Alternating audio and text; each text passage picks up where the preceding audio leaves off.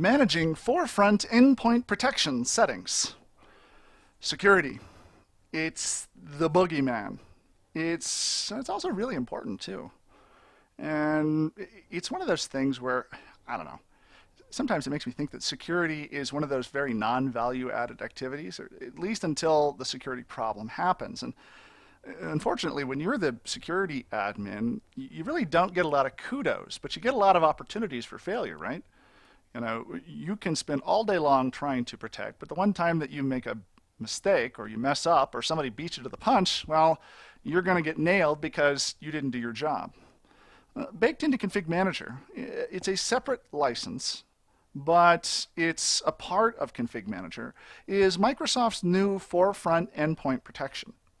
And what this is essentially a consolidation of the forefront stuff with Config Manager as the delivery mechanism and the management mechanism.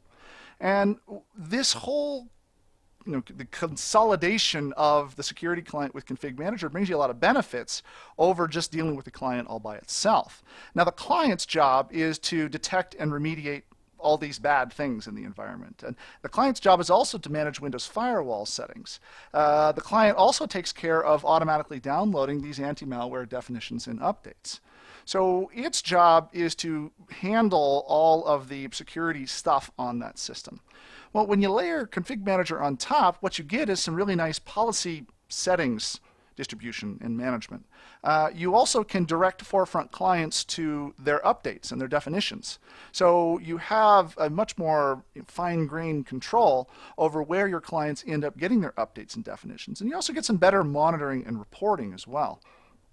So the consolidation of the two really creates a much better endpoint security environment for the machines that you're managing with Config Manager. Now, in this nugget, I'm going to show you kind of some of the real basics of installing the production point, configuring the client settings, and then configuring some of the policies that are out there. Once you set these things up, really the client does really most of the work in going and getting its definitions, in dealing with scanning the individual machines, and all the real scut work associated with managing that security. You can also here inside of Config Manager manually initiate scans, full scans, quick scans, or what have you, or even download definitions off of large numbers of clients at once. And really this manual initiation of scans is kind of powerful here because, well, it gives you the ability, when you know that you've got a problem, to set off a scan right away so that you can protect yourself and also protect yourself from all the bad news that tends to happen with we security admins.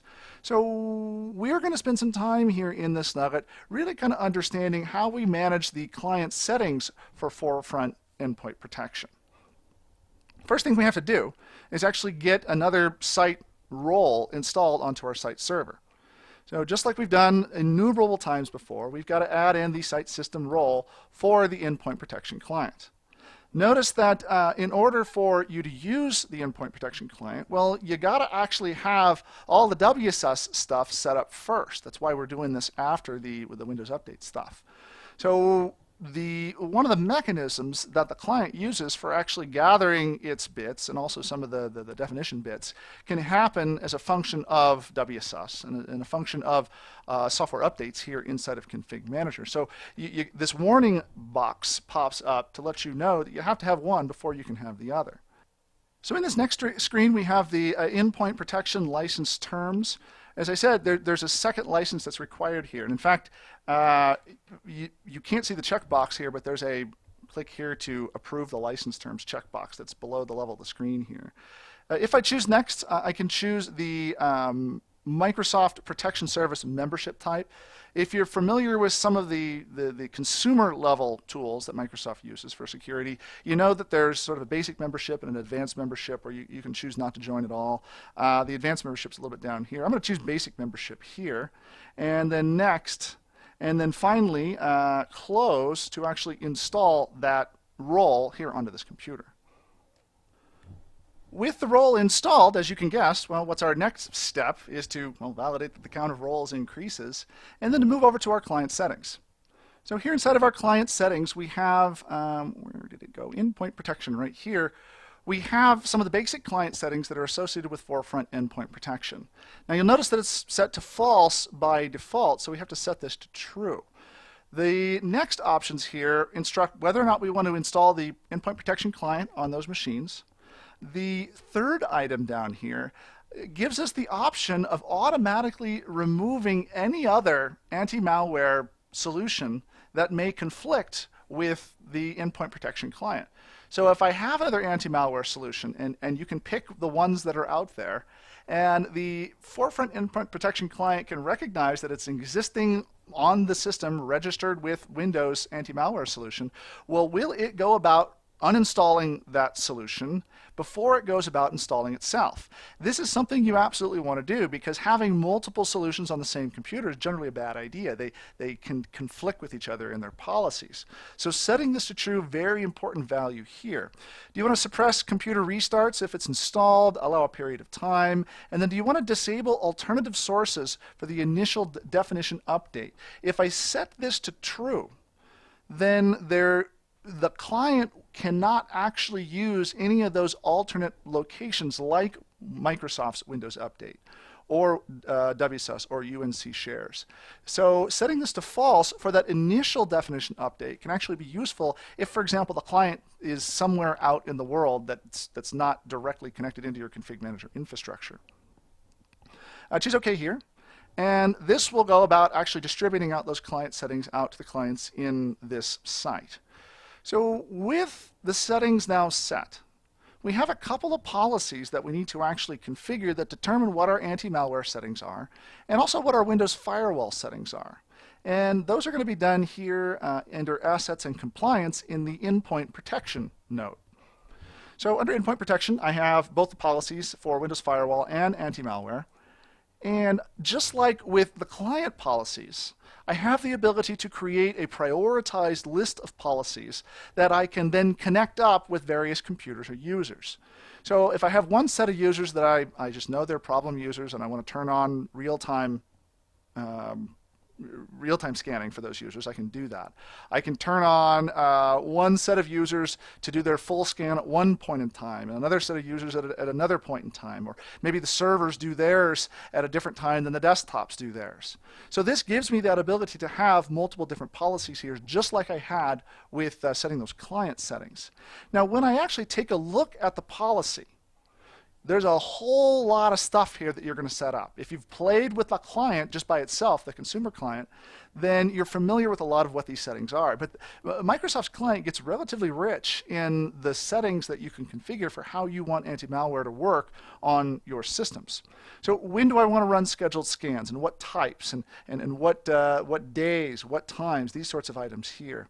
What sorts of settings am I interested in? What types of scans am I interested in looking at, like email and archive files and network drives? Do I have any default actions that I want to do for different severity levels? What about real-time protection? Do I want to turn it on? And then if it's turned on, what sorts of behaviors do I want it to look for? Do I have any exclusions? Do I want to exclude out files and folders or processes or file types? You will generally come to learn what these are as you turn this on and figure out that certain different types of files or processes don't really work well with Microsoft's anti-malware solution. A couple of advanced settings here associated with restore points or notification messages, or allowing users to exclude files or processes. Do I want to override when I see certain threats? I can define for a specific threat name when that name exists. I haven't actually downloaded the threats here yet. When that exists, what sort of action do I want to do instead of the default action? Do I want to join the Microsoft Active Protection Service in either the basic advanced membership or not at all? And lastly, how do I want to handle definition updates? Now, as you see here, we can choose what the different sources are for those definition updates. And they can come from Config Manager, they can come from WSUS, Microsoft's Update, or even Microsoft's Malware Protection Center. If I want, I can also do a UNC file share here and set the path with this item down here at the bottom. So lots and lots of flexibility here in terms of defining what that default anti-malware policy is going to be for your environment. And this is one of those things where the best practice is really whatever suits your specific needs. If you don't like real-time protection on your servers. Well, don't turn it on. You have the flexibility to do that with these multiple policies. If you do want your scans to occur at a faster value than once a week, you can do that. The flexibility all exists here inside of this policy. Now, a little bit less granular are the Windows firewall policies. And the notion here is that these firewall policies can give you essentially the same sorts of items that you would get from deploying policies via group policy. But here we're doing it with Config Manager as part of Forefront Protection. If I create a Windows firewall policy, and I just call it my policy here, you'll see that I can enable Windows Firewall if I want for the domain profile or for the private or public profile. And then what do I want to do as far as blocking incoming connections or notifying the users? There's actually a number of additional settings that's below the level of this screen that gives you even more granular control. But the notion here is that I can actually manage the firewall in the same place that I manage all the other security settings for these computers. When I'm done, choose Next and Finish to actually deploy out this policy. I'm not going to deploy this policy here for now. So these are the settings that you have to be aware of for really dealing with Forefront. Now, from time to time, you may actually need to manually initiate a scan. Hey, we know that there's some big problem. We think it might be in the network, and we don't want to actually wait until next Wednesday morning when we do our next manual scan or our next full scan. Let's actually go and request all the clients to just go ahead and do a scan right now so that I can see that if I'm protected or not. I can do that actually here under Device Collections. So let me choose the All Systems collection here as an example. Under All Systems, I can choose the collection item up here, and then Endpoint Protection, and then I can choose either Full Scan, Quick Scan, or I can tell the clients to actually download the most recent definitions. So, big problem occurs, no need to worry about asking your users to do things. You can actually enforce these scans right here from within this console. So, useful tool. Now, obviously, there's going to be some reporting that you might want to be aware of. And the reporting node, just like all the different nodes, has plenty of different reports in here that relate to Forefront Endpoint Protection. I have, let's see here, it looks like a good 6 reports that relate to the different items that Forefront is actually collecting. But in addition to just this report is also this System Center 2012 Endpoint Protection Status. So this gives me kind of a heads-up display, a dashboard, if you will, that relates to the status of endpoint protection in my environment. Right now, I haven't actually deployed out any active clients. The clients haven't received their policy, so they haven't begun the installation of the Forefront Protection client yet. So I don't actually have any values in here, but I will slowly begin to get those values as my clients, my Config Manager clients, begin receiving their policy. When I have that, I can find out more information about the malware that's been remediated, where a full scan has been required, my top 5 malware items for different computers, and just the kinds of warm, fuzzy information that I want to ensure that I've got all the best knowledge about the security posture for the computers in my environment. So pay particular attention to this and make use of this dashboard because, well, it will provide you exactly that information you need to show that you're actually doing the best you can in terms of protecting your environment against all the baddies that are out there. So what have we talked about in this nugget? We've talked about Forefront Protection and how we can leverage the tools that exist inside of Configuration Manager to handle policy distribution and management, to deliver the updates and definitions to clients, and actually to monitor and report those clients on the behaviors of those clients as well. We spent some time talking about all the nifty things that the endpoint protection client can do and the very deep level of granularity that I have in managing those behaviors. And then in the interaction portion, we spent some time installing the endpoint protection point, configuring those client settings, configuring a few policies, and showing where it becomes very easy then to manually initiate scans and download those definitions. Coming up next, we are going to shift focus from the machines in our environment over to the mobile devices in our environment. You know, in an environment or in a world where we have more people that are connecting up to corporate resources via mobile devices, it becomes really important for us to understand how we can manage the inventory of those devices and control a few of the settings as well. That next nugget is going to be fairly interesting for you, especially if you have a lot of ActiveSync devices that are connecting up into your world. But until then, I hope this has been informative for you, and I'd like to thank you for viewing.